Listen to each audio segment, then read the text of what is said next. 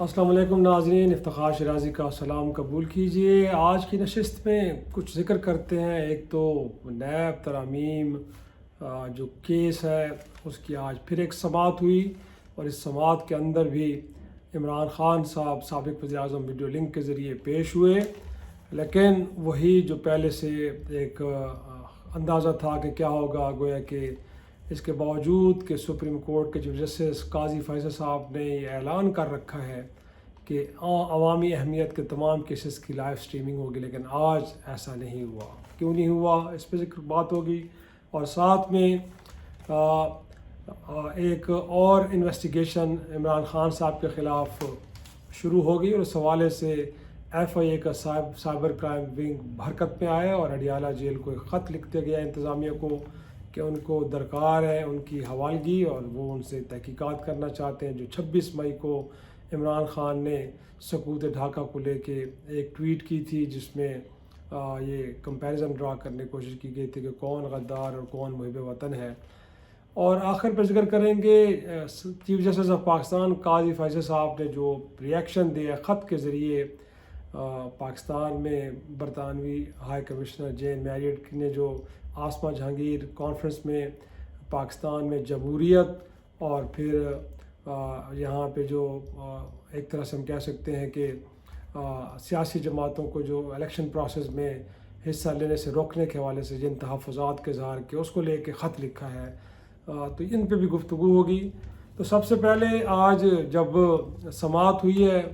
Supreme court میں، اور video link کے ذریعے عمران خان صاحب بھی اس میں پیش ہوئے، اس کا حصہ بنے، تو آج انہوں نے گویا کہ پھر ایک بار ریاست کے اندر جو ایک ریاست ہے اس کو ایکسپوز کیا ہے۔ گویا کہ جب ان کا مکالمہ ہوا ہے چیف جسٹس آف پاکستان سے، اور چیف جسٹس نے ان سے پوچھا کہ جی آپ کیا اس معاملے میں خود آرگومنٹ کرنا چاہتے ہیں، تو انہوں نے کہا کہ جی آدھے گھنٹے کے لیے میں اس پہ بات کرنا چاہتا ہوں۔ تو پھر ان کو کہا کہ اگر آپ گفتگو کریں گے، آپ بات کریں گے، تو پھر آپ کے وکلاء کو حق نہیں دیا جائے گا۔ تو جس پہ عمران خان صاحب نے کہا کہ اگر مجھے اس معاملے پہ جرح کرنی بھی ہے تو مجھے اپنے وکلاء سے ملنے کی اجازت ہونی چاہیے، لیکن انہوں نے کہا کہ یہاں تو سب کچھ ایک کرنل صاحب کے کنٹرول میں ہے، اور وہ کرنل صاحب کو قید تنہائی میں ہے خود، اور وہ کرنل صاحب سب کچھ کنٹرول کرتے ہیں، اور ان کی جو ملاقاتیں ہیں وکلاء سے وہ بھی نہیں ہونے دی جاتی۔ تو بہتر یہ ہے کہ آپ ایک حکم جاری کریں کہ میری وکلاء سے ملاقات ہو سکے۔ تو اگرچہ کہا چیف جسٹس نے کہ آپ کے سامنے یہ ہم حکم جاری کرتے ہیں، اور ساتھ انہوں نے یہ بھی کہا کہ آپ کے سامنے میرے کچھ اور کیسز بھی پڑی ہیں، بالخصوص جو انہوں نے کہا کہ 8 فروری کو عوامی مینڈیٹ پہ ڈاکہ مارا گیا، تو وہ بھی درخواستیں میری آپ کے پاس پڑی، لیکن ابھی تک ان پہ کوئی سماعت نہیں ہوئی، کیونکہ 3 ماہ کا عرصہ ہونے کو ہے۔ تو جس پہ چیف جسٹس صاحب نے فرمایا کہ آپ کے اس کیس میں وکیل کون ہے، تو انہوں نے کہا کہ حامد خان۔ تو پھر انہوں نے کہا کہ حامد خان کو تو معلوم ہونا چاہیے، ان کو معلوم ہے کہ کیسوں کی جلدی سماعت کیسے کرائی جاتی ہے۔ تو بہرحال اس موقع پہ عمران خان صاحب اگرچہ انہوں نے 30 منٹ کے لیے گفتگو کی بات کی تھی، لیکن 5 منٹ بعد یہ کہانی ختم ہوگی، لیکن آخر پہ انہوں نے یہ کہا کہ عین ممکن ہے کہ اس کے بعد آپ سے میری بات چیت نہ ہو سکے، گفتگو میری نہ کرائی جا سکے۔ تو انہوں نے کہا ہے کہ ان معاملات کو دیکھیں، کیونکہ یہ پاکستان کی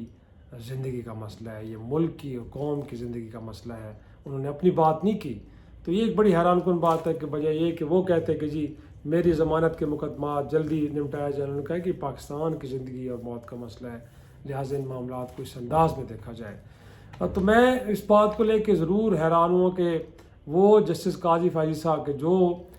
جب ان کے سامنے تحریک انصاف کے انٹرا پارٹی الیکشن کا معاملہ آیا تھا، تو وہ بہت سارے سوال و جواب کرتے رہے تھے تحریک انصاف کے وکلاء حامد خان صاحب سے، بیرسٹر علی ظفر سے، اور یہاں تک پوچھتے رہے کہ پولنگ بوتھ کیسے بنے، رقوم لوگوں نے کیسے جمع کرائیں، نامینیشنز پیپر کیسے لیے، اور پھر لوگوں کو بتایا بھی گیا تھا کہ کہاں پولنگ ہو رہی ہے، اور یہاں تک کہ ان انٹرا پارٹی الیکشن کو کالعدم قرار دینے والے جو ادارہ الیکشن کمیشن آف پاکستان ہے، وہ اعتراضات کہ جو اس ادارے نے نہیں لگائے تھے، گویا کہ اس ادارے بھی یہ نہیں کہا تھا کہ الیکشن سرے سے ہوئے نہیں ہیں، لیکن قاضی فیصل صاحب نے تو یہاں تک کہہ دیا کہ کیونکہ بلا مقابلہ گویا کہ کوئی ووٹ ہی نہیں ڈالا گیا، تو یہ کس طرح کا الیکشن ہے؟ یہ تو کاغذ کا ایک ٹکڑا ہے، اس کاغذ کے ٹکڑوں کا ہم الیکشن کیسے مانیں؟ تو آج ہم امید کر رہے تھے کہ جب سابق وزیر اعظم یہ کہیں کہ اڈیالہ جیل میں، جہاں پہ جیل کا ایک اپنا سپرنٹینڈنٹ ہے، وہاں پہ جیل کا ایک عملہ موجود ہے، وہاں پہ ایک کرنل صاحب معاملات کو کیسے کنٹرول کر رہے ہیں، تو اس پہ اگرچہ ہم امید کر رہے تھے کہ وہ اس پہ ذرا حیران ہوتے اور پوچھتے کہ یہ کیا ہو رہا ہے، لیکن ایسا نہیں کیا گیا۔ اور ساتھ میں رہا معاملہ لائیو سٹریمنگ کا، تو اگرچہ نہ تو اٹارنی جنرل آف پاکستان کی جانب سے کچھ کہا گیا، نہ حکومت وقت کی جانب سے، اور نہ ہی جیل انتظامیہ کی جانب سے کوئی درخواست آئی، اور ایسے میں کہ جب اس دوران خیبر پختونخوا کی حکومت نے درخواست بھی، کچھ درخواست کو ریجیکٹ کیا گیا، لیکن اس دوران جسٹس اطہر من اللہ صاحب نے اور مندو خیل صاحب نے یہ کہا کہ بالکل ہمیں اس کی لائیو سٹریمنگ ہونی چاہیے تاکہ اس تاثر کو زائل کیا جائے کہ عدلیہ کہیں کمپرومائز کر گئی ہے، بلکہ یہ تاثر اسٹیبلش کیا جائے کہ عدلیہ آزاد ہے اور اپنی مرضی سے چیزوں کو کر رہی ہے۔ لیکن پھر اس کے بعد بند کمرے میں 4-1 کے مقابلے میں فیصلہ کیا گیا کہ یہ لائیو سٹریمنگ نہیں ہوگی، لیکن چیف جسٹس آف پاکستان یہ نہیں بتا سکے کہ یہ فیصلہ انہوں نے کیوں کیا، ان کی کیا مجبوریاں تھیں، کیا وہ وجوہات تھیں، کیونکہ ادروائز تو وہ بال کی کھال اتارتے ہیں، لیکن یہاں پہ وہ نہیں بتا سکے۔ اب اس کے بعد ہم دیکھ رہے ہیں ناظرین کہ ایک اور معاملہ سائبر ایف آئی اے کا سائبر کرائم، جس نے ایف آئی آر تو درج کر لی، مقدمہ تو درج ہو گیا کہ 26 مئی کو عمران خان نے جو مجیب الرحمان ہیں، جو بانی تصور ہوتے ہیں بنگلہ دیش کے 71 میں جو ثانیہ ہوا جس میں پاکستان 2 لخت ہوا، اور عوامی لیگ کے وہ سربراہ تھے اور بعد میں وہ سربراہ بنے اس کے بنگلہ دیش کے، ان کے بارے میں کہا کہ وہ محب وطن تھے، یا پھر اس وقت تو ظاہر سی بات ہے یحییٰ خان، لیکن بعد میں اگرچہ یہ وضاحت آئی بیرسٹر گور کے جو اس وقت چیئرمین ہے پی ٹی آئی کے، کہ ان کا مطلب ہرگز فوج کو بلیم کرنا نہیں تھا، کسی ادارے کو بلیم کرنا نہیں تھا، بلکہ اس کی جو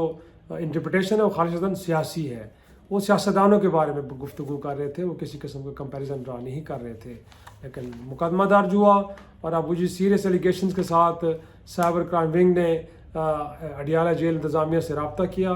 لیکن ساتھ میں ہم دیکھتے ہیں کہ جب یہ خط پہنچایا گیا بانی پی ٹی آئی کو کہ آپ کو تفتیش میں شریک ہونا ہے، تو انہوں نے اس پہ لکھا ہے باقاعدہ طور پہ کہ وہ اپنے وکلاء کی موجودگی میں اس تحقیقات کا حصہ تو بن سکتے ہیں، اس کے بغیر نہیں، اور جو الزامات ان پہ لگائے گئے گویا کہ انہوں نے فوجی افسران اور جوانوں میں بغاوت اور اشتعال پھیلانے کی کوشش کی ہے،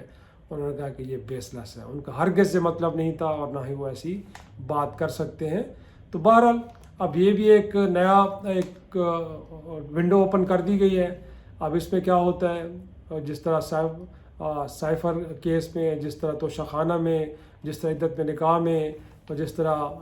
190 بلین پاؤنڈ میں معاملات آگے بڑھے ہیں، تو شاید اس میں بھی ظاہر سی بات ہے بڑی تیزی سے آگے بڑھیں، اور ہو سکتا ہے کہ اس میں بھی ہفتوں اور مہینوں میں ان کو سزا بھی ہو جائے، اور یہ تو بڑی سیریس نوعیت کے ہیں جس میں بغاوت کی بات کر رہی ہیں، تو یہاں تو لگتا ہے کہ آرٹیکل 6 بھی لگایا جا سکتا ہے۔ اب آخر میں بات کرتے ہیں قاضی فیصل صاحب، گویا کہ جین میریٹ صاحبہ نے جو ہائی کمشنر برطانوی، انہوں نے گفتگو کی، اور جب عدالتی فیصلے آتے ہیں تو وہ پبلک پراپرٹی ہوتے ہیں، پبلک ڈومین میں آ جاتے ہیں، اور پھر اس کے بعد ہم بابری مسجد سے متعلق ہندوستان کی سپریم کورٹ نے، یا مقبوضہ کشمیر کے بارے میں بھارتی سپریم کورٹ نے کوئی فیصلہ دیا، یا انٹرنیشنل کورٹ آف جسٹس اگر فلسطین اور اسرائیل کے معاملے کو لے کے کوئی فیصلے کر رہی ہے، تو ان کے اوپر مثبت یا منفی کرٹیسزم ہو رہا ہے، اور یہ پریکٹس ہے دنیا بھر میں، ایسا ہوتا ہے، یہ کوئی انہونی بات نہیں ہے۔ آپ نے ایک معاملے پہ فیصلہ دیا، ایک پارٹی سے سمبل لے لیا گیا، اس کو بطور پارٹی الیکشن میں شریک نہیں ہونے دیا گیا، اور اس کے اوپر ہر طرف رائے آ رہی ہے، کیونکہ آسمان جہانگیر کانفرنس کے اندر ہیومن رائٹس کی بات ہوتی ہے، ڈیموکریسی کی بات ہوتی ہے، تو موضوع سے ریلیونٹ تو یہی چیزیں ہیں کہ کیا واقعی یہاں پہ لیول پلینگ فیلڈ دیا گیا ہے، یا قانونی راستے اختیار کر کے کسی جماعت سے اس کا جو الیکشن میں شریک ہونے کا حق ہے اس کو اس سے محروم کیا گیا ہے۔ تو ایک رائے تھی، دے دی گئی ہے، اور اس کے بعد اگر اس رائے سے کوئی اتفاق نہیں کرتا تو وہ اس ملک کی حکومت ہونی چاہیے کہ جو اس فیصلے کی بینیفیشری ہے، اس ملک کے پرائم منسٹر کو، اس ملک کے وزیر خارجہ کو، ڈپٹی پرائم منسٹر کو، کسی اور کو جواب دینا چاہیے تھا کہ وہ درست کہہ رہی ہیں یا غلط کہہ رہی ہیں، لیکن آپ نے تو پوری ان کے اوپر خط لکھ دیا، اور خط کی کاپیز آپ نے برطانیہ بھی بھجوا دی، یہاں پہ ہائی کمشنر کو بھی آپ نے بھجوا دی، تو یہ بھی انپریسیڈنٹڈ ہے۔ ہم تو کہتے ہیں کہ، اور کہا یہ جاتا ہے، معروف جملہ ہے کہ ججز اپنے فیصلوں کے ذریعے بولتے ہیں، خطوط کے ذریعے نہیں بولتے، اور نہ ہی سوشل میڈیا پہ آ کے گفتگو کرتے ہیں۔ جس طرح لیاقت چٹھا صاحب نے، چیف کمشنر اور پنڈی نے جب انکشافات کیے تو آپ سوشل میڈیا پہ آ کے آپ گفتگو کر رہے تھے، تو یہ نہیں ہوتی، اور نہ ہی خطوط لکھتے ہیں۔ اور یہاں پہ تو آپ عمران خان صاحب کو تو سیفر کیس میں 14 سال سزا اسی لیے ہوئے کہ انہوں نے ایک سفارتی مراسلہ تھا اور اس کو پبلکلی اوپن کر دیا، اس کا کانٹینٹ بھی سامنے لے کے آئے، اور ایک ملک کے اوپر الزام لگا دیا کہ انہوں نے اس کی حکومت کے خلاف سازش کی تھی، جس سے پاکستان اور امریکہ کے تعلقات خراب ہوئے ہیں۔ تو آپ کے خط میں تو آپ نے برطانیہ پہ 2 الزام لگائے ہیں۔ ایک الزام آپ نے یہ لگایا کہ آپ نے کسی زمانے میں ایران میں ڈاکٹر محمد مصدق کی حکومت کا تختہ الٹا تھا، آپ نے گرائی تھی، اور دوسرا الزام آپ نے یہ لگایا کہ اسرائیل جو ایک ناجائز ریاست ہے، اس کے بھی وہ بھی آپ نے گویا کہ کریٹ کی تھی۔ یہ آپ کے کارنامے ہیں۔ تو آپ بتائیے گا ذرا، کیا اس کے بعد پاکستان اور برطانیہ کے تعلقات متاثر نہیں ہوئے؟ کیا یہ پاکستان اور برطانیہ کے درمیان یہ خط کشیدگی کا باعث نہیں بنا کہ آپ ایک ریاست پہ بطور چیف جسٹس اتنا بڑا الزام لگا رہے ہیں، اور وہ ایک ایسا الزام کہ جو کہیں کسی فورم پہ اسٹیبلش نہیں ہوا، جس کی تحقیقات نہیں ہوئی، اور نہ ہی جن ملکوں میں ایسا کیا گیا ہے انہوں نے اس کی تحقیقات کا مطالبہ کیا ہے۔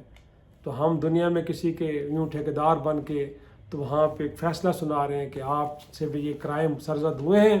اور آپ اس کا جواب دیں، آپ نے کیوں اس کی تحقیقات نہیں کی۔ تو میرا خیال میں پھر حکومت وقت کو یہ بھی سوچنا چاہیے کہ کیا کسی ملک کے پرائم منسٹر کو اس طرح سفارتی معاملات میں، کسی ملک کے چیف جسٹس کو اس طرح کسی سفارتی معاملے کے اوپر اور صاف معاملے کے اوپر اس طرح کھلے عام اس کی وہ ایک طرح سے اسٹیٹمنٹ دینی چاہیے۔ اور پھر جو خط لکھا گیا ہے یہ میڈیا کے پاس کیسے آیا؟ گویا کہ کسی شخص کو لکھا ہے آپ نے، یہ پبلک ڈومین میں کیسا آیا؟ کیا اس کی تحقیقات بھی ہوں گی؟ اور اس سے جو پاکستان اور برطانیہ کے تعلقات متاثر ہوئے ہیں،